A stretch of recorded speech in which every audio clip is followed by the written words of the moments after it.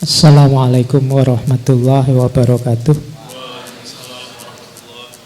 Bismillah, alhamdulillah, wa syukrulillah, wa la hawla wa la quwata illa billah.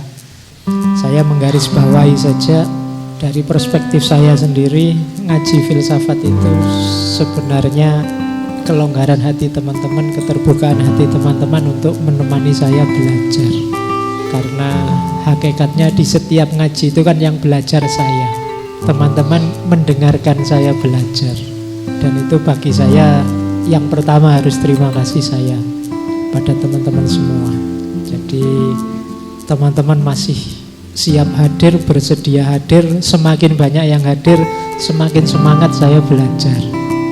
Dari titik ini saya yang pertama kali terima kasih. Saya sering menyampaikan di mana-mana, yang paling beruntung dari ngaji filsafat ini nomor satu saya. Yang tambah pinter di setiap sesinya saya. Jangan dikira saya sudah ilmunya sundul langit terus tiap ngaji tinggal mengeluarkan sedikit demi sedikit. Enggak. Setiap sesi saya juga harus baca-baca buku, harus belajar-belajar. Saya garis bawahi lagi tadi, saya bukan wali, bukan orang yang laduni yang langsung ilmunya nempel.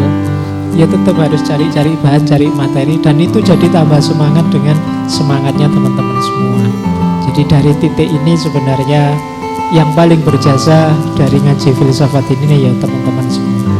Jasa saya hanya belajar dan alhamdulillah teman-teman mau menemaninya. Yang kedua, ini saya menegaskan tadi jawaban ya, kenapa sih Pak Faiz itu kok males in frame, males di kamera diperlihatkan.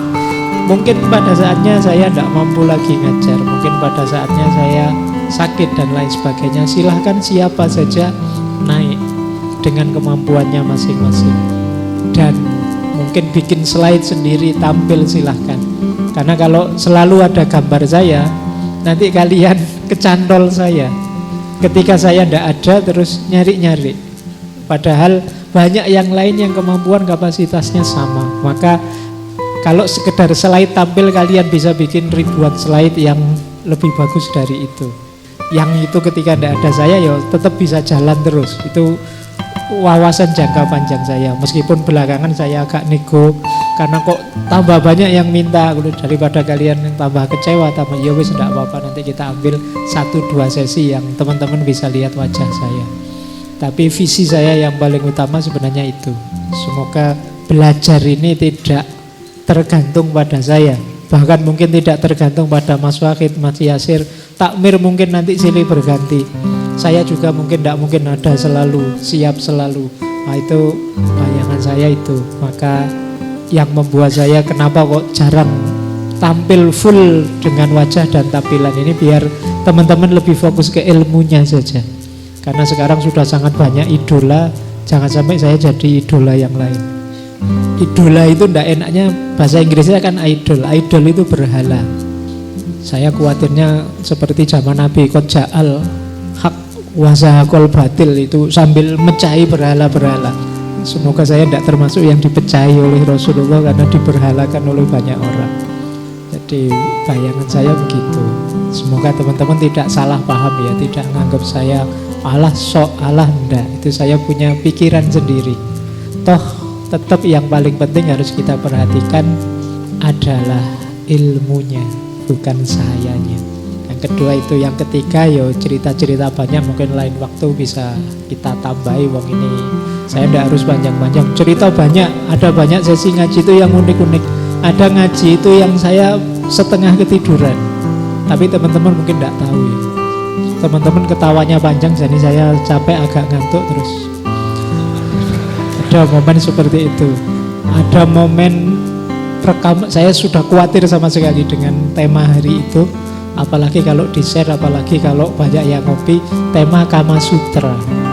Alhamdulillah rekamannya nggak jadi. Ini tema yang mengkhawatirkan saya. Ada tema yang saya sudah bikin materinya di kantor, pulang ketinggalan. Tak cari di tas tidak ada, padahal sudah mau berangkat 10 menit lagi. Saya ingat itu materinya Syekh Abu Hasan Al-Asy'ari, membahas kebebasan. Dalam waktu 10 menit saya harus menyiapkan materi tentang kemerdekaan, kebebasan dalam beliau. Jadi wis tak Fatihai si Abu Hasan Al-Asy'ari terus nawaitu saelingku mau bikin materi. Alhamdulillah jadi, boleh didengarkan itu materi dibikin dalam durasi 10 menit. Untuk ngaji 2 jam. Ada yang momen saya lupa pamit karena saya merasa nanti bisa masuk. Saya masih di bandara. Saya membayangkan pesawat itu sampai Jogja jam 2 siang. Ternyata delay 4 jam. Jam 6 baru naik. Hampir setengah 7 lah sampai Jogja. Itu saya masih goyang itu, terus ini tidak berani pulang. Kalau pulang mesti nanti jadinya tidak ngaji, belum diumumkan ke teman-teman. Saya awalnya pede itu bisa, ternyata tidak bisa. Akhirnya ya pokoknya dari bandara langsung ke sini. Materi tak susun di bandara. Dan materi hari itu beda dengan rencana. Rencananya apa? Saya ngasih materi itu tiba-tiba. Coba cari materi yang judulnya wisdom. Itu materi dadaan itu, di bandara. Begitu delay panjang, wah ini delay ini, semoga nututi. Akhirnya saya di bandara bikin materi dan jadi. Ada yang agak ajaib. Ada tengah-tengah saya ngaji, saya merasa ada yang manggil dari sana. Mungkin yang pas hadir ngaji ngerti ya, tiba-tiba saya berdiri berjalan ke sana. Nggak tahu, pokoknya tidak usah tanya peristiwa, terus saya balik lagi ke situ. Ya mungkin ada yang minta izin atau ingin tanya apa. Dan banyak momen-momen seperti itu dalam ngaji filsafat. Tapi seperti saya bilang ya, apapun yang terjadi, peristiwa-peristiwa apapun yang mewarnai, tolong jangan lupa fokusnya hanya pada ilmu, yang itu bagian dari perjalanan kita ilaihi roji'un. Kalau ada yang baik-baik, kalau ada yang gebiar, yang hebat, yang luar biasa dan lain sebagainya, bayangkan itu kalau dalam bahasanya orang-orang Sulu itu bagian dari karomah. Karomah itu sesuatu yang tidak harus mendistraksi kita dari rute utama perjalanan ilaihi roji'un. Ceritanya semoga tidak seperti beberapa cerita tentang wali, tentang ulama yang ketika dapat karomah terus berhenti berjalan. Karomah itu bahkan bisa dibunyikan sebagai ujian. Kalau ujian sulit, ujian sakit mungkin kita bisa mawas diri, tapi begitu ujiannya jenis karomah ini kadang kita lupa. Jadi karomah jelas bukan tujuan. Jadi banyaknya yang hadir, terkenal di mana-mana dan lain sebagainya, itu tolong jangan dibahasakan. Itulah kesuksesan. Kesuksesan itu kalau kalian istiqomah di jalan ilmu, dan di jalan ini kita tambah dekat dengan Allah. Jadi puncaknya justru di situ, karena betapapun perjalanan kita ini rutenya adalah ilaihi roji'un.